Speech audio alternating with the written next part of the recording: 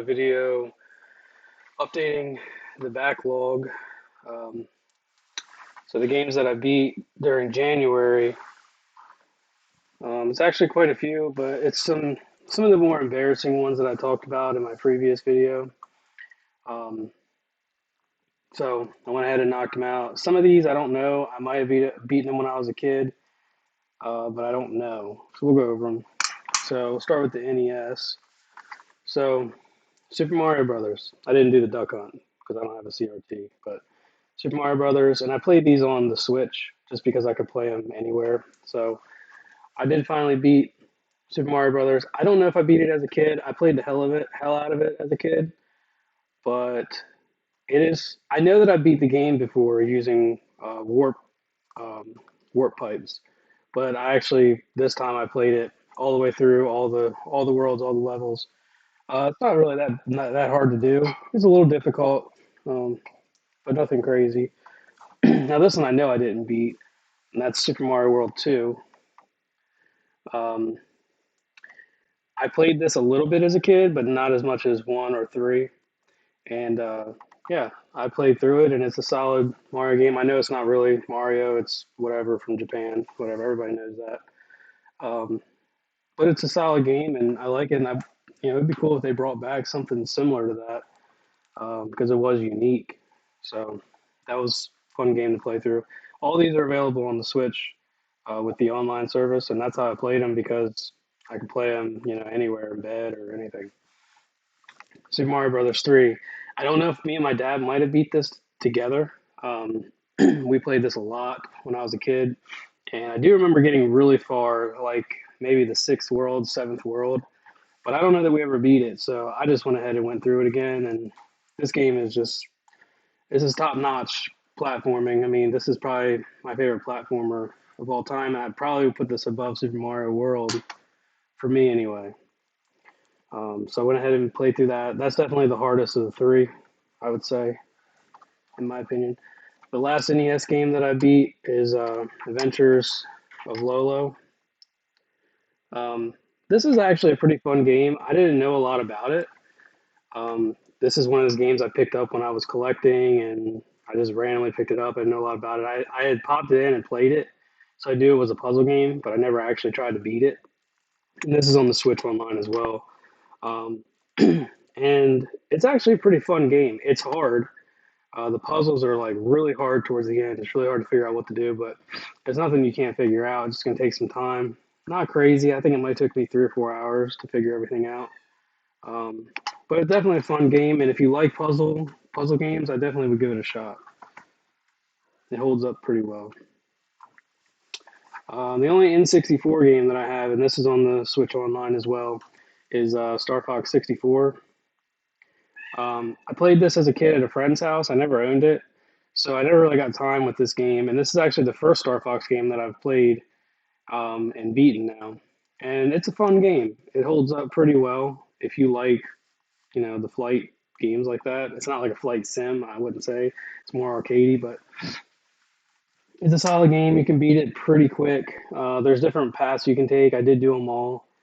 Um, it's a little difficult until you get the hang of everything, but solid game. So that's off the backlog. I got 2 Switch games. This one I've been working on for a while. Kept putting it down. I was getting bored with it, so I finally went ahead and beat it. And that's Yoshi's Crafted World. It's a pretty solid game. My biggest gripe with it is it's really easy, and I'm not like a. I mean, I have played some pretty hard games like Cuphead, Sekiro, stuff like that, but um, I'm not expecting that to be that this to be that. But this is like I'm playing it. There's 2 difficulties. There's like easy and then there's normal, pretty much. I'm playing it on the hardest difficulty I can do, and I'm just breezing through the whole thing. Towards the end, I did die a couple times, which is like the only time I died in the game. And yeah, I mean, now I will say on the positive side, the art style is fantastic. The game looks amazing.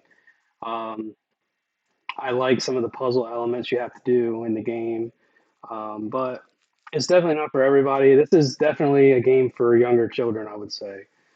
So if you have younger kids and you want to play it with them, this would be a good game for that. And this one I started a while back and just never got around to finishing it. So I'm glad I did finally finish it because this is one of my favorite Switch games now, and that's Luigi's Mansion 3. So I've never played the Luigi's Mansion games. When I got the GameCube, my sister actually got the GameCube. Um, it was a family gift, you know. I think it was for her though, and I didn't do a lot with the GameCube when it came out. I did like Simpsons Hit and Run and some BMX games, stuff like that, Monkey Ball, stuff like that. Actually, I missed out. The only Mario game that I haven't beat is on the GameCube. I never beat Sunshine because I never played it. So that's on the backlog as well. Um, but yeah, this game is fantastic. Actually, I wasn't really, I didn't really know what to expect, but it's like a puzzle platformer, heavy on the puzzles sometimes, and you're pretty much Luigi and you're a Ghostbuster.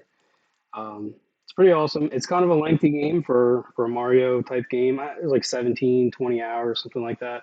Really fun game. I highly recommend it. If you have that on your shelf and you just haven't gotten around to it, go ahead and give it the time because it's worth it when you finally get like past the halfway mark. It really picks up and it starts to become almost addicting. So, fun game. The last one on the list is, which I've already talked about this in previous videos, but Kaze and the Wild Mask. Um, so I finally had the case with me this time. The other videos I had left the case at home, or I'm at home now, but when I made the videos, I wasn't home. This game is so good, and I hope that everybody that watches this video goes out and buys this game, whether you buy it physical or digital, whatever. Buy the game and try it. If you like 2D side-scrolling platformers, and specifically if you like the Donkey Kong Country franchise, you will like this game. It's a love letter to fans of that series, and it's pretty difficult. It's not impossible, and it's pretty challenging, especially towards the last world. I'm planning on going for the platinum on this. The platinum's not terrible, but you do have to 100% the game, and yeah, it's going to take a while because I have my backlog I got to get through, but eventually this will be platinum. So that's it, everyone. That was 1, 2, 3, 4, 5, 6, 7, so 8 games this month.